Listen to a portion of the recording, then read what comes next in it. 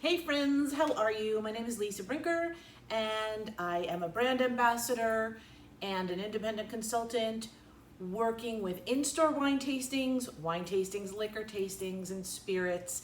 And I wanted to just do a very quick video to possibly help you in the way of preparation.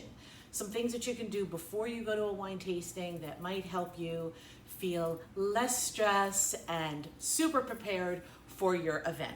So the first thing that I want to tell you is, and the most important thing really, is that my wine tasting bag looks like this and it is always ready to go. I always have it ready to just grab and go when I'm leaving for a wine tasting. I love to just have my bags packed. I have something that I'm doing today. I have something that I'm doing tomorrow. I know that everything is where I need it to be. So a really good idea is to keep everything in one location. And for me, this great basket is working out perfectly. Another thing that I wanted to share with you is that I will go to my tasting with notes. I've looked some things up about the wines. I'll very often print out a picture and place that into one of my acrylic frames. So I always have my acrylic frames in my basket. So I really like to feel prepared when I get to my wine tasting. Another thing that I wanted to tell you, super important, is I always have with me an empty water bottle. So you're probably thinking, well, what do you mean empty water bottle? When you're gonna show white wine, they're gonna give you ice at the store, and a lot of times the ice is very cold, it's stuck together, and even if you drop it on the floor to break it up, it's still not gonna be where you want it to be. So I'll go to the bathroom, or sometimes there's a sink nearby, and I'll just fill this up with water and pour it all over my ice, get my ice nice and soupy, and then my whites come up to temperature very, very nicely. So bring an empty water bottle with you. It doesn't have to be that kind, it can be any kind. Just bring an empty bottle, fill it up with water, and pour it over your ice. It's a great way to get your whites up to temperature.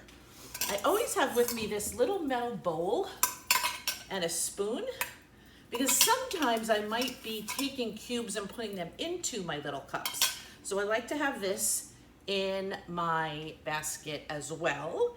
I always have, always have my black tablecloth. So I know that sometimes we'll go to a venue where they have you working at a counter, and maybe it's got a granite countertop, and maybe they have product in front of the counter, and sometimes the black tablecloth isn't always feasible, but I always have it ready just in case, and it folds nice. So I also always like to have an apron with me. So why do I bring an apron to a wine tasting? I wanna, first of all, have a place. My apron has a little pocket. I wanna have a place to keep my phone. And you know that we're gonna need our phone to take some pictures, but I don't wanna leave my phone out on the tasting table where customers might be there kind of breathing on it or sneezing on it or whatever. So I'll keep my phone kind of tucked away, and then when I need to take a picture, it's right there for me. I also like to have a little barrier between myself and all the customers that are tasting, and you know, there's germs flying around and stuff like that. So I always have an apron with me. I always have my notebook. So I just wanted to show you, because this is like my little secret weapon. My notebook, there's some notes on there, as you can see. This is the notebook that I take to every single tasting. I will always write down the name of the store, the time that I was there, the date that I was there. I will write down the manager that I was working with, because if I'm gonna go to that store again, I wanna be able to say, oh, hi, Tanya, remember me? And there's some familiarity, but I always also like to know the data too of maybe the last time, if I was showing Fitvine, how did I do with that? How many Chardonnays did I sell? How many cabs did I sell? So I really like to have this is my one book that I've used for all the wine tastings that I've done, and it's got notes. And it really also is a huge help when I'm about to do my report when I get home, because I have all of the data in there. So you can see that I've written down everything that I'm working with. So when I sit down to do my report, when I get home, I have everything right there. So that's super helpful. I always bring a mask, just in case. I always have a mask in my bag. And I always have, of course, my bottle opener. Don't go anywhere without your bottle opener. Very, very important. I always have my cups. Now, this is a small package. I have another couple of hundred cups in my car. A lot of the accounts that I work with, though, they actually give us the cups.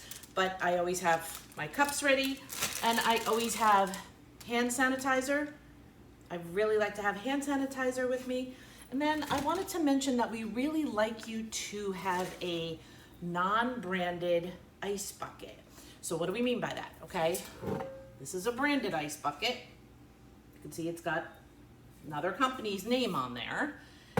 And this is a non-branded ice bucket. So this is just a plain ice bucket. This would be the one that we would want you to bring, not something with someone else's name on it. So make sure you have a non-branded ice bucket. And my favorite thing to talk about is my table. I love this table that I have. This table that I found online, of course, slings over your shoulder like a soccer chair, super easy to walk into the store with, folds really easy, opens really easy. I mean, it's great if they're expecting you to bring a table. This is a great thing to have.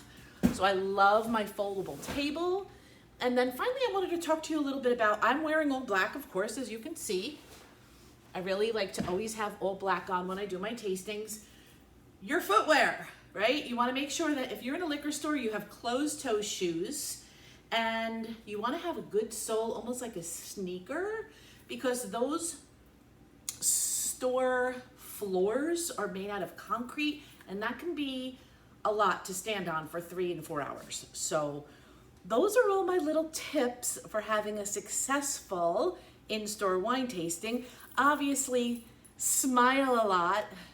Obviously, be happy to be there. And of course, goes without question, be there a little bit early. But I wanted to just make sure that I gave you some of those little tips, and I hope that was helpful. It's something, for me, preparation really takes the stress away, so I wanted to make sure that I shared my tips with you, and I really hope you have a fantastic next event. Thank you for watching. Bye.